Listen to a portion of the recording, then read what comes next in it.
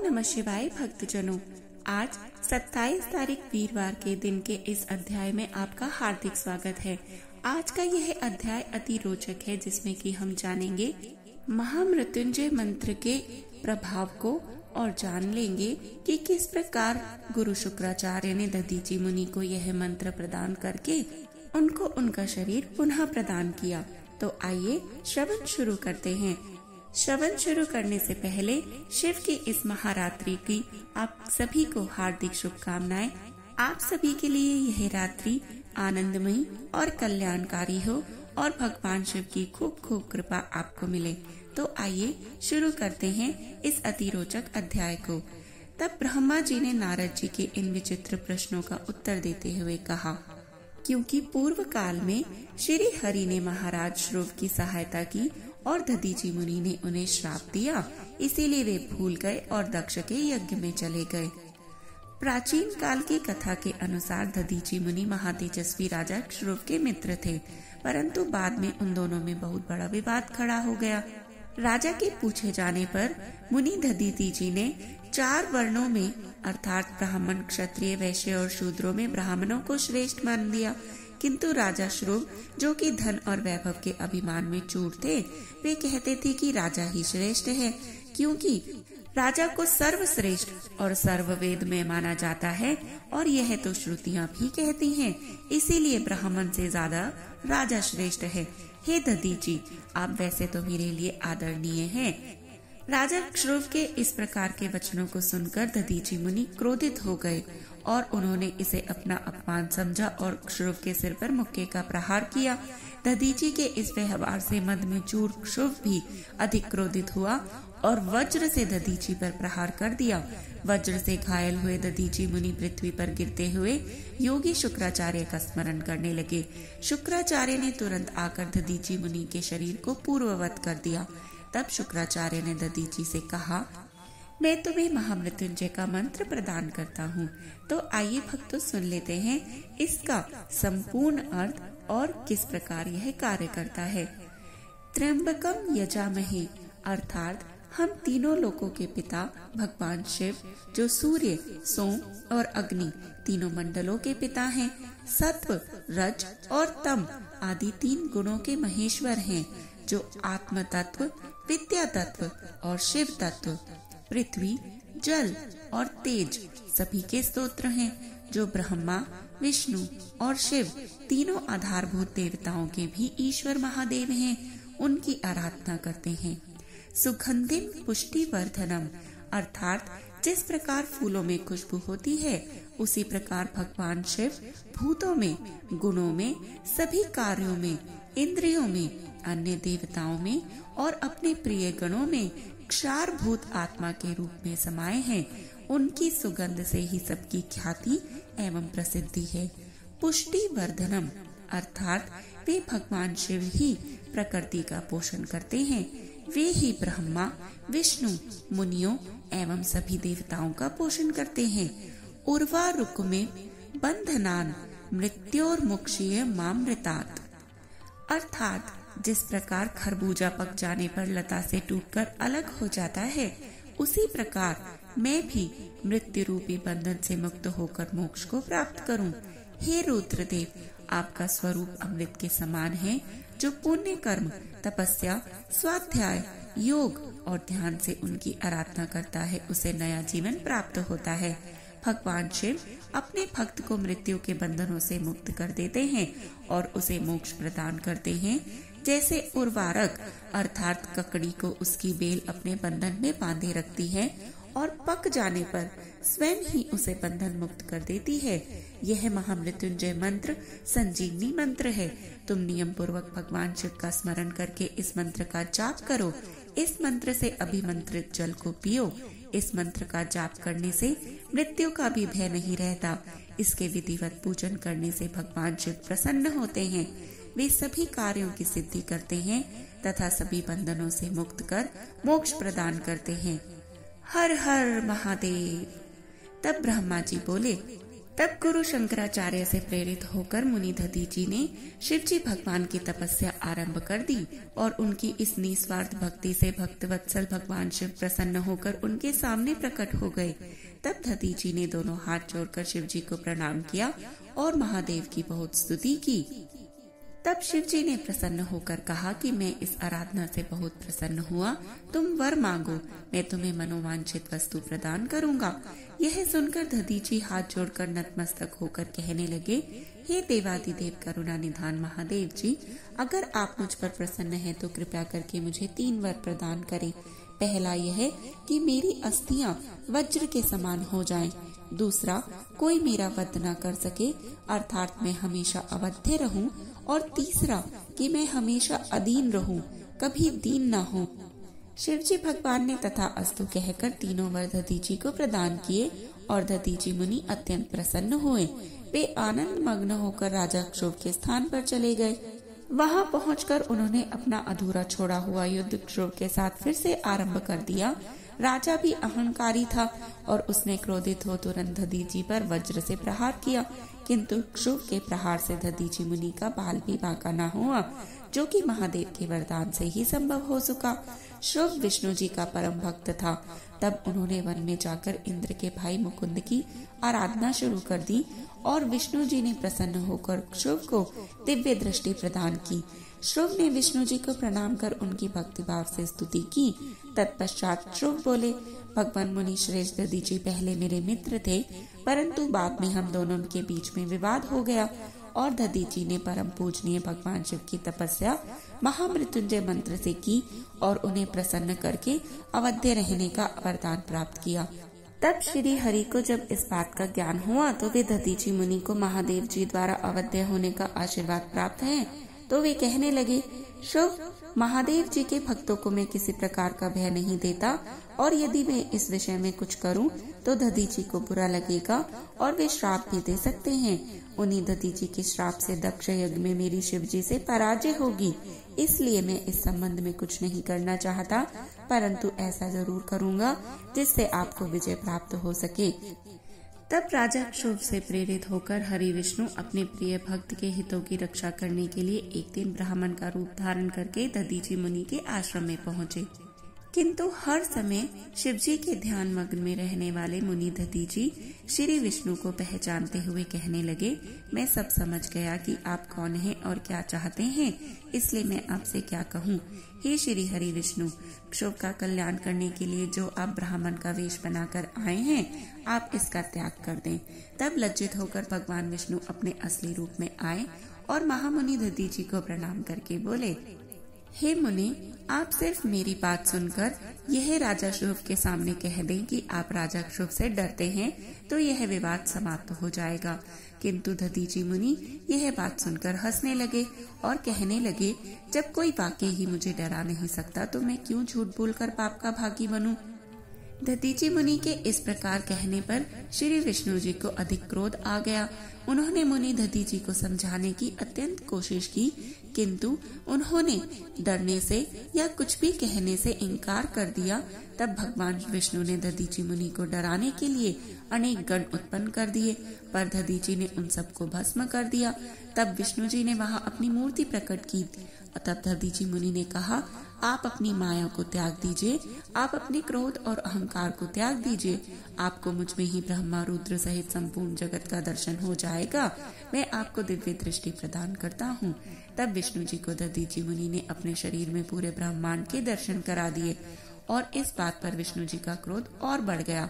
तब उन्होंने चक्र उठाया और महर्षि को मारने के लिए आगे बढ़े, परंतु चक्र आगे ही नहीं चला।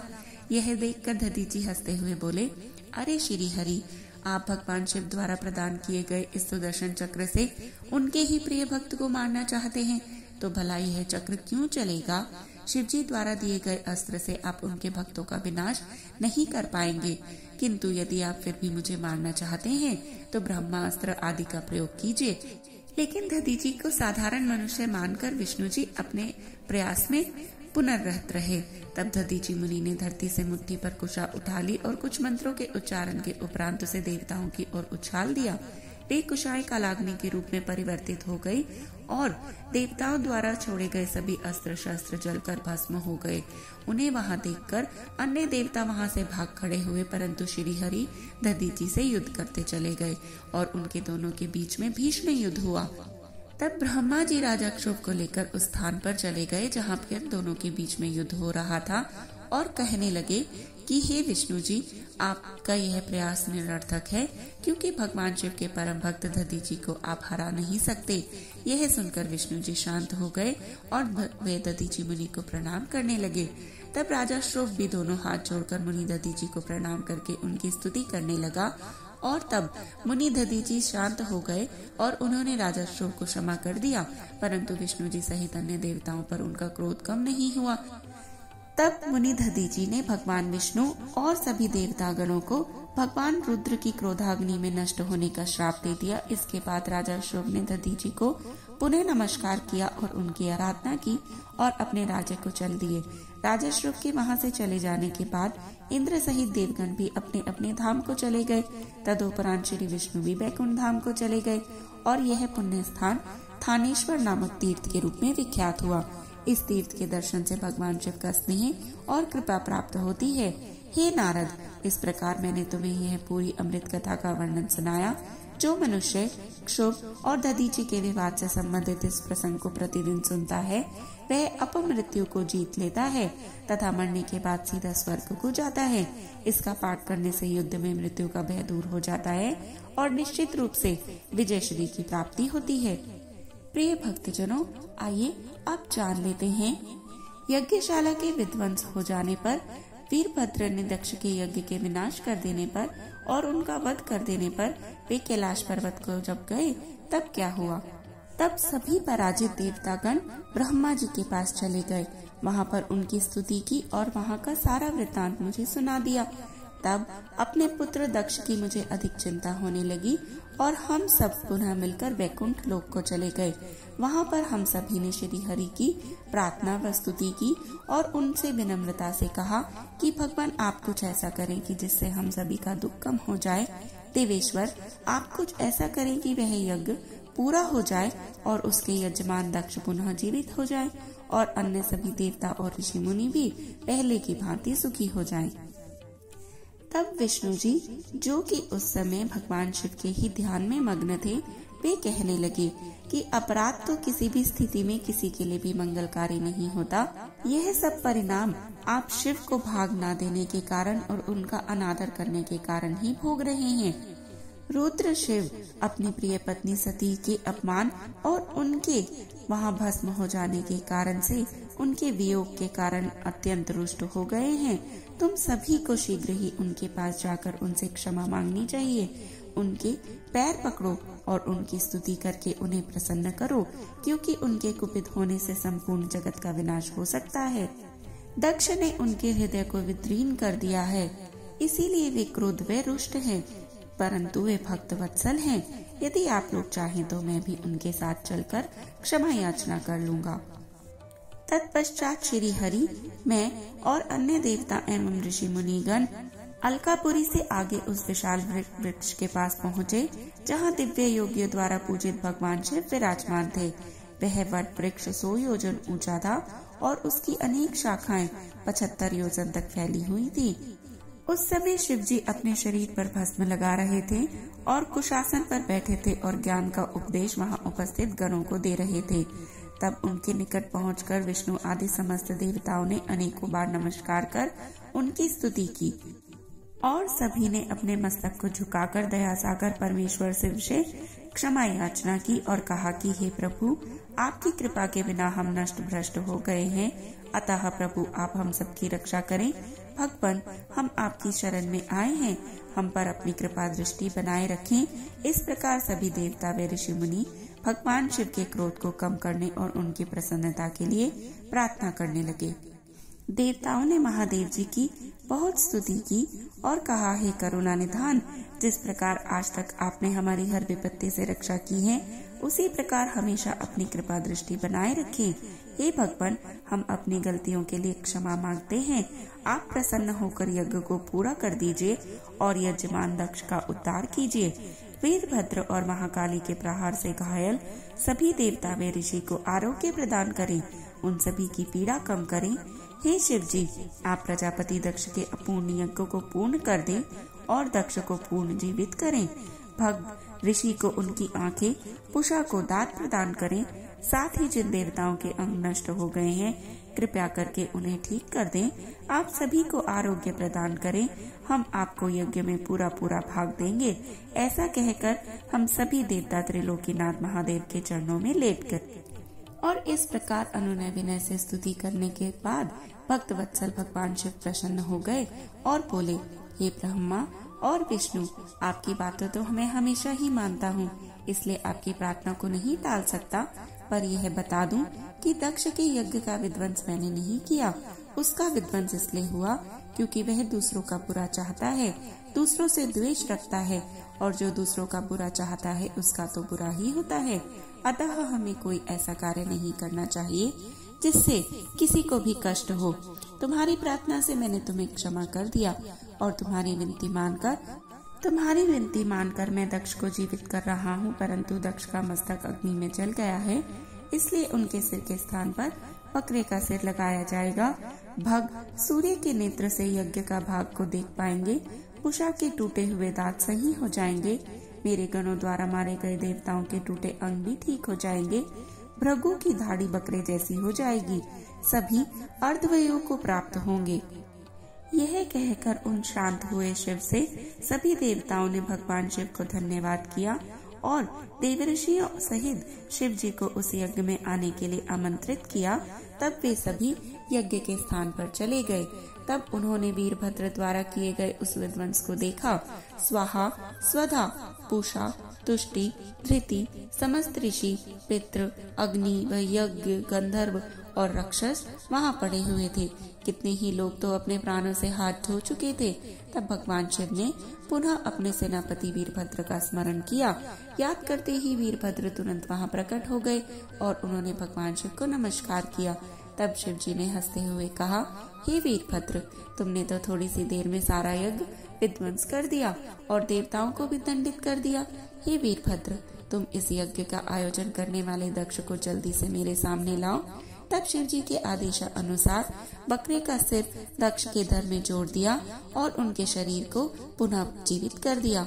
जैसे ही शिव जी की कृपा दृष्टि दक्ष के शरीर पर पड़ी, तभी वह जीवित हो गया और इस प्रकार उठ बैठा जैसे गहरी नींद से उठा हो।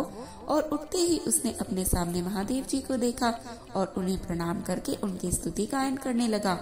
उसके हृदय में प्रेम उमड़ आया और उसके प्रसन्नचित होते ही उसका कलुषित हृदय निर्मल हो गया। तब दक्ष को अपनी पृथ्वी का भी स्मरण हुआ और इस कारण दक्ष बहुत लज्जित महसूस करने लगे। तत्पश्चात अपने आप को संभालते हुए दक्ष ने करुणानिधि भगवान शिव से कहा, हे कल्याणमयी शिवदेव, आप ही इस जगत के आदि और अंत है। आपने ही इस सृष्टि की रचना का विचार किया है। आपके द्वारा ही हर जीव की उत्पत्ति हुई है। मैंने आपके लिए अपशब्द कहे और आपको यज्ञ में भाग भी नहीं दिया। मेरे बुरे वचनों से आपको बहुत चोट पहुंची है, फिर भी आप मुझ पर कृपा कर यहाँ मेरा उद्धार करने आ गए। भगवान, आप ऐश्वर्य से संपन्न हैं। आप ही परमपिता परमेश्वर हैं। प्रभु, आप मुझ पर एवं यहाँ उपस्थित सभी जनों पर प्रसन्न होकर हमारी पूजा अर्चना को स्वीकार करें। तब ब्रह्मा जी ने नारद जी से कहा, इस प्रकार महादेव जी की कृपा प्राप्त करने के पश्चात हमने उनकी स्तुति की और स्तुति करने के पश्चात में दोनों हाथ जोड़कर और सिर झुकाकर खड़े हो गया। तब सभी देवगणों की स्तुति सुनकर भगवान शिव प्रसन्न हुए और उनका मुख खिल उठा। तब वहाँ उपस्थित इंद्र सहित अनेक सिद्ध, ऋषि और प्रजापतियों ने भी भक्त वत्सल करुणानिधान भगवान शिव की स्तुति की और यज्ञशाला में उपस्थित अनेक उपदेवों, नागों और ब्राह्मणों ने भगवान शिव को प्रणाम किया और उनका प्रसन्न मन से स्तवन किया। इस प्रकार सभी देवों के मुख से अपना स्तवन सुनकर भगवान शिव को उत्तम संतोष की प्राप्ति हुई। तब महादेव जी प्रसन्न होकर बोलने लगे, हे दक्ष, मैं तुम सभी पर प्रसन्न हूँ। मेरा अस्तित्व सबसे अलग है। मैं स्वतंत्र ईश्वर हूँ, फिर भी मैं सदैव अपने भक्तों के अधीन ही रहता हूँ। 4 प्रकार के पुण्य आत्मा ही मेरा भजन कीर्तन करते हैं। उनमें पहला आर्त, दूसरा जिज्ञासु, तीसरा अर्थार्थी और चौथा ज्ञानी है। परंतु ज्ञानी को ही मेरा खास सानिध्य प्राप्त होता है और उसे मेरा ही स्वरूप माना जाता है। वेदों को जानने वाला परम ज्ञानी ही मेरे स्वरूप को जानकर मुझे समझ सकता है। जो मनुष्य कर्मों के अधीन रहते हैं वे मेरे स्वरूप को नहीं पा सकते। इसलिए तुम ज्ञान को जानकर शुद्ध हृदय एवं बुद्धि से मेरा स्मरण करके उत्तम कर्म करो। हे दक्ष, मैं ही ब्रह्मा और विष्णु का रक्षक हूँ। मैं ही आत्मा हूँ। मैंने ही इस संसार की सृष्टि की है। मैं ही संसार का पालन करता हूँ। मैं ही दुष्टों का नाश करने के लिए संहारक बन उनका विनाश करता हूँ। बुद्धिहीन मनुष्य जो कि सदैव सांसारिक बंधनों और मोह माया में फंसे रहते हैं मेरा साक्षात नहीं कर सकते। मेरे भक्त सदैव मेरे ही स्वरूप का चिंतन और ध्यान करते हैं। हम तीनों अर्थात ब्रह्मा, विष्णु और रुद्रदेव एक ही हैं। जो मनुष्य हमें अलग न मानकर हमारा एक ही स्वरूप मानता है उसे सुख, शांति और समृद्धि की प्राप्ति होती है। परंतु जो अज्ञानी मनुष्य हम तीनों को अलग अलग मानकर हम में भेदभाव करते हैं वे तो नरक के भागी होते हैं। हे प्रजापति दक्ष, यदि कोई श्री हरि का परम भक्त मेरी निंदा या आलोचना करेगा या मेरा भक्त होकर ब्रह्मा या विष्णु का अपमान करेगा उसे निश्चय ही मेरे कोप का भागी होना होगा। तुम्हें दिए गए सभी श्राप उसको लग जाएंगे। इस प्रकार भगवान शिव द्वारा इन वचनों को सुनकर देवता और ऋषि मुनि और श्रेष्ठ विद्वान हर्षित होकर और दक्ष भी अपनी प्रभु की आज्ञा मानकर यज्ञ पुनः प्रारंभ करने लगे। और यज्ञ के दौरान उन्होंने महादेव की स्तुति और आराधना की और भगवान शिव ने प्रसन्नता पूर्वक उसे ऐसा ही वरदान प्रदान किया। तत्पश्चात भगवत्सल भगवान शिव से आज्ञा लेकर प्रजापति दक्ष ने सर्वप्रथम शिव जी का भाग दिया। तब सब देवताओं को उचित भाग दिया गया। यज्ञ में उपस्थित सभी ब्राह्मणों को दक्ष ने सामर्थ्य के अनुसार दान दिया। महादेव जी का गुणगान करते हुए दक्ष ने यज्ञ के सभी कर्मों को भक्ति पूर्वक संपन्न किया। इस प्रकार सभी देवताओं, मुनियों और ऋत्विजों के सहयोग से दक्ष का यज्ञ सानंद संपन्न हुआ और मैं और भगवान विष्णु सहित सभी देवता अपने अपने धाम को चले गए और शिव वंदन करते हुए अपने अपने लोक को चले। कैलाश पर्वत पहुंचकर शिव जी को अपनी प्रिय पत्नी देवी सती की याद आने लगी। महादेव जी ने वहां उपस्थित गणों से उनके बारे में अनेकों बातें की। उनको याद करके वे व्याकुल हो गए। हे नारद, मैंने तुम्हें सती के परम अद्भुत और दिव्य चरित्र का वर्णन सुनाया। यह कथा भोग और मोक्ष प्रदान करने वाली है। यह उत्तम वृत्तांत सभी कामनाओं को अवश्य पूरा करता है। इस प्रकार इस चरित्र को पढ़ने व सुनने वाला ज्ञानी मनुष्य पापों से मुक्त हो जाता है। उसे यश, स्वर्ग और आयु की प्राप्ति होती है। जो मनुष्य भक्ति भाव से इस कथा को पढ़ता है उसे अपने सभी सत्कर्मों के फलों की प्राप्ति होती है। इस प्रकार आज हमने श्री रुद्र संहिता के द्वितीय खंड का समापन किया। सभी बोले हर हर महादेव और सभी को पुनः महाशिवरात्रि की अधिकाधिक शुभकामनाएं।